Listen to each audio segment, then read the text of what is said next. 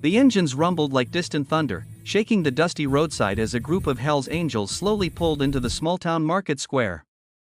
Sunlight flashed across polished chrome, leather jackets, and heavy boots as curious people held their breath, stepping aside. To most, the scene felt intimidating: rough men with loud machines and unreadable eyes. But in the middle of the quiet crowd stood a delicate 9-year-old girl with braided hair and a sun-faded pink backpack, staring at them with a mixture of fear and something else: recognition. Her name was Maribel Ortiz, and the moment she opened her mouth, she changed the course of several lives. Because instead of hiding, she stepped forward into the sharp sunlight, tugged nervously at her sleeve, and said in her tiny voice, "Hello, sir, my mother has a tattoo just like yours." And everything froze. If you believe in kindness, second chances, and powerful true-hearted moments, please like, comment, share, and subscribe to the channel Kindness Chronicles. Your support helps us bring more real stories to life. The leader of the group, a tall bearded man named Bram Stonehand Mercer, turned toward the sound. His cold expression wavered the moment he saw the child's gentle eyes, wide and sincere. He wasn't used to children approaching him. Most parents dragged them away, gripping their hands tightly. But Maribel stepped even closer, pointing at the swirling ink design on his forearm, a pair of wings wrapped around a burning heart. Stonehand blinked slowly, and the hardness in his gaze cracked.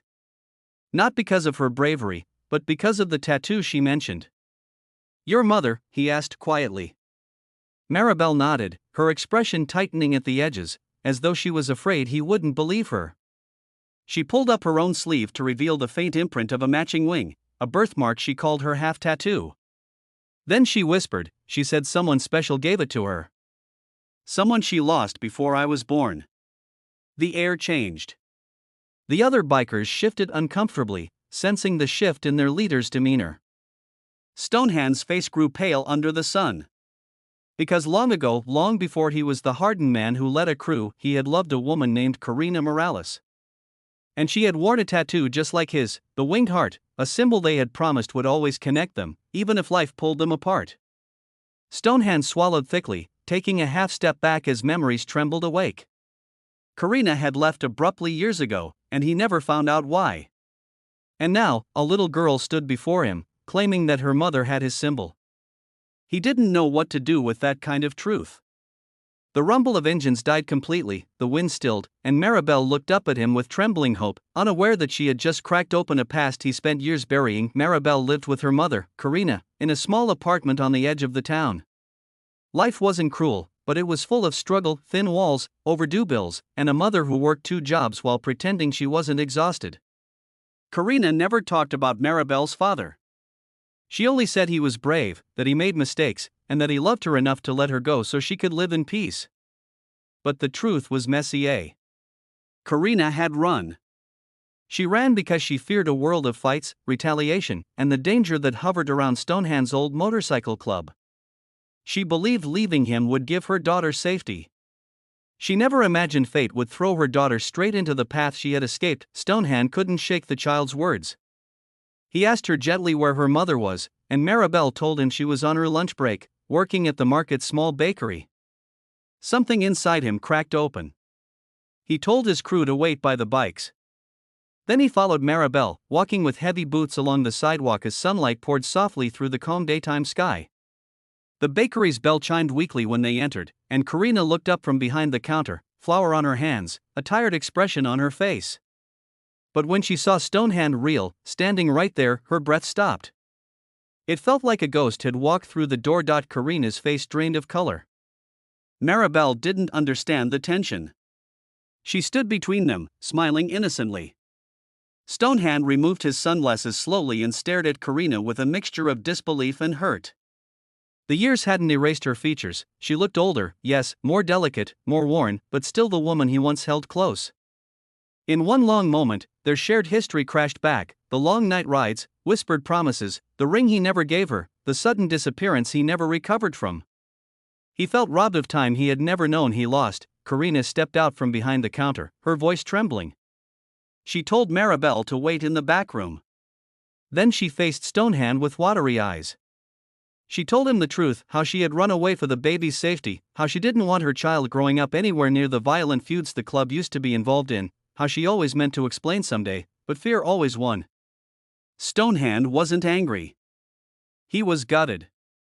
Because in all the years of burying his guilt, all the nights he wondered why she left without a word, he never imagined Karina had been carrying his child, but before they could even process what all this meant, a new weight fell across the moment. Karina confessed something that made Stonehand's stomach twist. They weren't just struggling financially, Karina had been diagnosed with a heart condition months earlier. She had been working constantly to afford medication. She was trying to keep Maribel's world stable while her own body betrayed her. Stonehand felt his throat tighten. He didn't know whether he was more shaken by learning he had a daughter or by the fear of losing the woman he once loved before he could understand why fate was handing him this second chance. Over the next several days, Stonehand stayed in town. He didn't force his presence, he simply helped where needed. He fixed the broken sink in Karina's apartment. He repaired Maribel's old bike. He brought groceries, pretending it was no big deal. Maribel grew attached to him instantly, as though a part of her recognized him before anyone said the words out loud. The town watched curiously. Hell's Angels weren't known for soft interactions, but Stonehand ignored the stares. For the first time in years, he felt something steadier than the roar of engines. He felt purpose. Karina remained guarded, her fear lingering like a ghost in the corners. She didn't want Maribel in danger, and she didn't trust that Stonehand's world was as calm as he claimed it had become. She told him she wasn't willing to risk the little stability she had built. Stonehand never pushed back. But he did something Karina wasn't expecting. He changed how he lived. He distanced himself from the rough edges of the club. He asked his crew to tone down the intimidating rides when they came near town. He wanted Maribel safe. He wanted Karina to trust him. And more than anything, he wanted to stop being the ghost who haunted their story and instead become the man who stood beside them. One afternoon, Maribel invited Stonehand to her school's community event, a small daytime fair with booths, games, laughter, and sunlight shimmering through colorful paper banners. Maribel proudly introduced him to her teacher, her friends, and even the shy neighbor boy who shared his lunch with her. For the first time, Stonehand understood not just who his daughter was, but who he wanted to become for her. He watched her play in the grass, running with a smile that felt like a sunrise after a lifetime of storms. For a moment, everything felt right, then Karina collapsed. It happened so suddenly that no one had time to react. Stonehand caught her before she hit the ground. Maribel screamed. The world blurred into sirens, running feet, and Stonehand's desperate voice begging Karina to stay awake. At the hospital, doctors told them her condition had worsened unexpectedly. She needed surgery soon. But the wait list was long and the cost was overwhelming. Karina tried to speak through her oxygen mask, telling Stonehand not to make promises, not to get involved, not to burden himself with her struggles. She didn't want pity. She didn't want to trap him in responsibilities he never signed up for. But Stonehand wasn't listening to excuses anymore. This time, he wasn't letting her slip away. He stepped outside, called his entire crew, and within hours the hospital parking lot filled with motorcycles lined in tight formation, chrome shining under the clear daylight. The Angels weren't just bikers, they were family. And when Stonehand told them the situation, they didn't hesitate. They organized a fundraiser. They auctioned off custom parts. They sold old gear. They partnered with local shops and held charity rides. People, initially scared of them, saw the raw sincerity behind their efforts. Donations poured in. The whole town came together, not because they feared the bikers, but because Maribel's innocent heart had opened something bigger than anyone expected. Within a week, they raised enough for the surgery and aftercare. Karina woke to find Stonehand sitting by her bed, Maribel asleep on his lap. She burst into tears before she could even speak.